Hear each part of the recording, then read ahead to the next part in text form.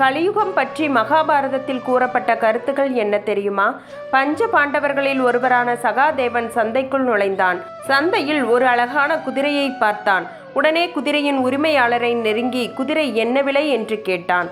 குதிரையின் உரிமையாளரோ, ஐயா, இந்த குதிரை விற்பனைக்கு அல்ல. நான் கேட்கும் கேள்விகளுக்கு பதில் சொன்னால் குதிரையை இலவசமாக கொடுப்பேன் என்றார். சகாதேவனும் உடனே சரி, கேள்வியை கேளுங்கள் என்றான். குதிரையின் உரிமையாளர், நன்றாக கவனியுங்கள், பிறகு பதில் சொல்லுங்கள் என்றான். ஒரு பெரிய கிணறு, அதில் உள்ள தண்ணீரை கொண்டு 7 சிறிய கிணறுகளை நிரப்பலாம். ஆனால் அந்த 7 கிணறுகளில் இருக்கும் தண்ணீரை எடுத்து மறுபடியும் அந்த பெரிய கிணற்றில் ஊற்றினால் பெரிய கிணறு நிரம்பவில்லை. இது ஏன்? நன்றாக யோசித்து பதில் சொல்லுங்கள் என்றார். சகாதேவனால் பதில் சொல்ல முடியவில்லை. அங்கேயே சந்தைக்குள் அமர்ந்து விட்டான். சற்று நேரத்தில் சகாதேவனை தேடிக்கொண்டு நகுலனும் சந்தைக்கு வந்துவிட்டான். அவனும் குதிரையை பார்த்து அதன் அழகில் மயங்கி போய் விலையை கேட்டான். குதிரையின் உரிமையாளர் நகுலனிடம் ஒரு கேள்வி கேட்டார். ஐயா, நான் ஒரு கேள்வி கேட்கிறேன், பதில் சொல்லிவிட்டு குதிரையை இலவசமாக பெற்றுக்கொள்ளுங்கள். துணி தைக்கும் ஊசி இருக்கிறதல்லவா, அதன் ஓட்டையின் வழியாக ஒரு யானை புகுந்து அடுத்த பக்கம் போய்விட்டது. ஆனால் யானையின் வால் மட்டும் அந்த ஓட்டையின் வழியாக போக முடியவில்லை, ஏன் என்றார். நகுலனால் பதில் சொல்ல முடியவில்லை. அவனும் சந்தையில் உட்கார்ந்திருந்த சகாதேவனுடன் சேர்ந்து உட்கார்ந்து விட்டான். அதன் பிறகு ஒரு சில நிமிடங்களில் அர்ஜுனனும் அங்கு வந்தான். அவனும் குதிரையை பார்த்து அதன் அழகில் மயங்கி போய் விலையை கேட்டான். குதிரையின் உரிமையாளர் அர்ஜுனனிடம் வேறு ஒரு கேள்வி கேட்டார். ஐயா, ஒரு வயல்காட்டில் பயிர் நன்றாக விளைந்திருந்தது. அதற்கு வேலியெல்லாம் போட்டு பாதுகாப்பாக வைத்திருந்தார்கள். ஆனால் அறுவடை காலத்தில் அந்த வயல்காட்டில் எதுவுமே இல்லை.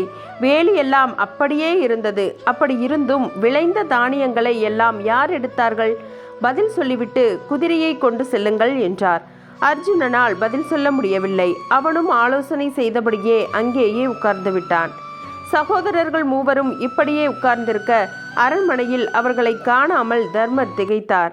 பீமனை கூப்பிட்டு, தம்பி, நம் தம்பிகள் மூவரையும் நீண்ட நேரமாக காணவில்லை. நீ போய் அவர்கள் எங்கிருந்தாலும் தேடி அழைத்து வா என்றார். பீமனும் போய் தேடி பிடித்து அர்ஜுனன், நகுலன், சகாதேவன் மூவரையும் அழைத்து வந்தான். பாஞ்சாலியோடு அரியணையில் அமர்ந்திருந்த தர்மர் அவர்களை பார்த்ததும், அர்ஜுனா, நீண்ட நேரமாக நீயும் உன் தம்பிகளும் இங்கு இல்லை, எங்கே போயிருந்தீர்கள் என கேட்டான். அதற்கு பதிலாக அர்ஜுனன் நடந்ததை எல்லாம் சொல்லி குதிரை உரிமையாளர் கேட்ட 3 கேள்விகளையும் சொன்னான். அதை கேட்டதும் தர்மர் நடுங்கினார். அதை பார்த்த தம்பிகள் எல்லோரும் திகைத்தார்கள். அண்ணா, நீங்கள் நடுங்கும்படியாக என்ன நடந்தது என கேட்டார்கள். தர்மர் பதில் சொல்ல தொடங்கினார்.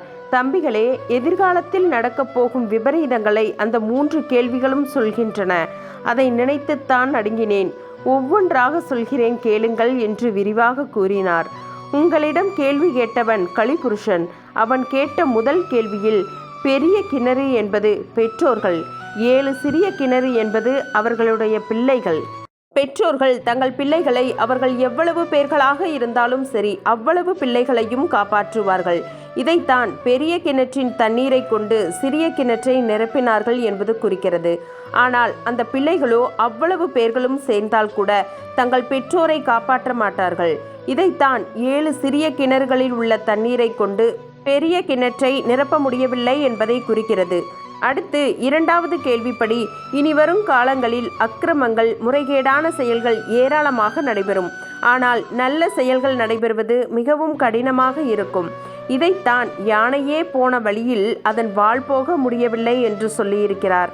அடுத்து 3வது கேள்வியில், பயிர்கள் என்பது மக்களை குறிக்கும், பாதுகாக்கும் வேலி என்பது அதிகாரிகளை குறிக்கும்.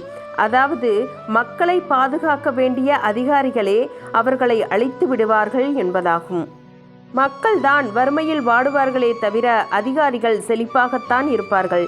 இதைத்தான் வேலி அப்படியே இருக்க பயிர்கள் எப்படி அழிந்தன என்ற கேள்வி குறிப்பிடுகிறது என்று சொல்லி முடித்தார் தர்மர். கலியுகம் இப்படித்தான் இருக்கும் என்று மகாபாரத காலத்திலேயே எடுத்துரைத்திருக்கிறார்கள்.